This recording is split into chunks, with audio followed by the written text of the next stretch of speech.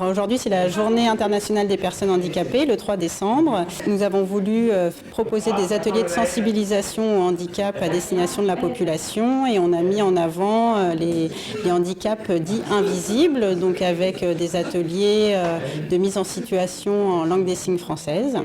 Voilà, rentrer en communication de façon non verbale avec une personne sourde pour commander son café ou d'autres demandes.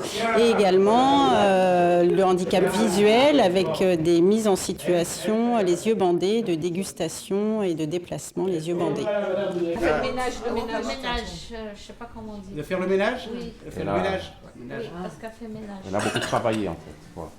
J'avais vraiment envie de travailler sur le handicap en traitant ça par l'humour. C'est-à-dire le but du jeu de cette exposition n'est absolument pas de culpabiliser les gens par une méconnaissance ou peut-être une mauvaise attitude qu'ils auraient vis-à-vis des handicapés. C'est simplement leur faire comprendre ce que c'est aujourd'hui en France et en Europe, donc, et en France surtout, que d'être handicapé. C'est-à-dire, on est en fauteuil roulant, comment on fait pour aller au cinéma, pour prendre le bus, des choses que vous et moi, on peut faire sans aucun problème, mais qui se compliquent dès qu'on est en fauteuil roulant, par exemple, ou qu'on a un autre handicap, qu'il soit mental donc, ou moteur. Voilà, ça devient un vrai parcours du combattant.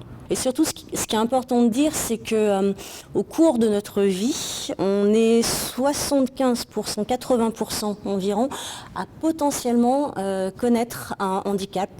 Alors il y a la forme interrogative. Vous voyez, 2 fois, vous faites 2 fois. Ça va? Ça va? Oui. Ça va. Alors vous faites ça, là ça veut dire ouais, ça va, relax. C'est cool. Mais on sort pas les pouces.